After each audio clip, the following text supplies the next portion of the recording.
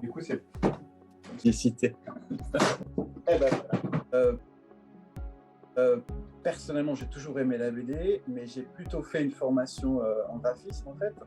Après, j'étais enseignant, je donnais des cours relatifs au graphisme. Puis, petit à petit, j'ai commencé à refaire de la bande dessinée. Puis, il se trouve qu'il y avait des forums à l'époque sur Internet qui permettaient de poster des choses, de partager avec des gens. Donc, ça m'a permis vraiment de montrer mon travail, de rencontrer des personnes virtuellement, mais aussi de lier des contacts avec des vrais auteurs. Et c'est à cette occasion que j'ai signé mon premier contrat chez Delcourt pour l'adaptation d'un roman qui s'appelait Le Tour d'écrou d'Henry James.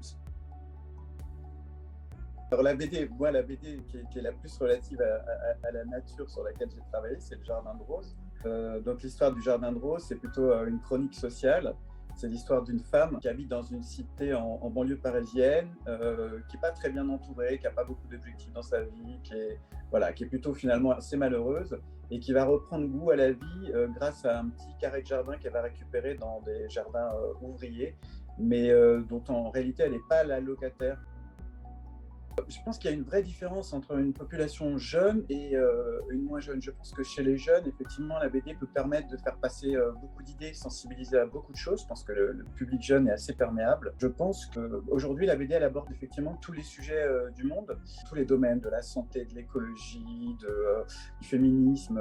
C'est très, très varié. Je pense que par exemple, un livre sur l'écologie, je pense que celui qui l'achète, il est déjà sensible à ce sujet. Mais j'ai presque l'impression qu'aujourd'hui, la bande dessinée a tendance à presque supplanter le roman avec le support de l'image, effectivement. Moi, il se trouve que ce livre, Le Jardin de Rose, c'est un livre sur lequel je travaille depuis très longtemps. En fait, on a trouvé avec mon éditeur que ce serait bien de le sortir en mars-avril, c'est-à-dire l'époque où les gens font des jardins. Et il se trouve que le mars-avril en question était le mars-avril du premier confinement. C'est-à-dire que ce livre, en gros, il est resté dans les librairies pendant tout le premier confinement. Je voudrais rappeler à quel point les gens se sont rendus compte que les librairies, les bibliothèques, tout ça, c'était très important pour eux, puisqu'à l'époque, vraiment, on militait pour la réouverture et les gens avaient soif de lecture. Il ne faudrait pas que ça disparaisse aujourd'hui, parce qu'il y a peut-être un petit tassement, de même pour le cinéma, peut-être que le Covid est passé par là.